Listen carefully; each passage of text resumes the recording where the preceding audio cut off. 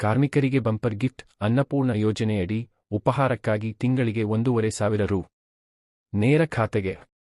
Bengaluru ಜಲಮಂಡಳಿಯು boast ತನ್ನ ನೈರ್ಮಲೀಕರಣ ಕಾರ್ಮಿಕರ ಕಲ್ಯಾಣಕ್ಕಾಗಿ ಒಂದು ನವೀನ ಯೋಜನೆಯನ್ನು ಜಾರಿಗೆ ತಂದಿದೆ.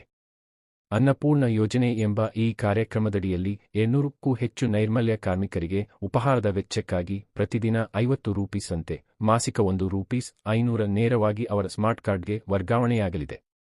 ಈ ಯೋಜನೆಯು ಕಾರ್ಮಿಕರ ಜೀವನ ಮಟ್ಟವನ್ನು ಸುಧಾರಿಸುವ ಗುರಿಯನ್ನು ಹೊಂದಿದ್ದು, ದೇಶದಲ್ಲಿಯೇ ತಂತ್ರಜ್ಞಾನ ಆಧಾರಿತ ನೇರ ಹಣ ವರ್ಗಾವಣೆಯ ಮೊದಲ ಕಾರ್ಯಕ್ರಮವಾಗಿ ಗುರುತಿಸಲ್ಪಟ್ಟಿದೆ. ಅನ್ನಪೂರ್ಣ ಯೋಜನೆಯ ವಿಶೇಷತೆಗಳು.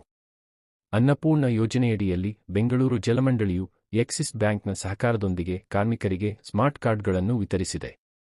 ಈ ಕಾರ್ಡ್ಗಳ ಮೂಲಕ ಕಾರ್ಮಿಕರಿಗೆ ತಿಂಗಳಿಗೆ ₹500 ನೇರವಾಗಿ ಜಮಾ ಮಾಡಲಾಗುತ್ತದೆ.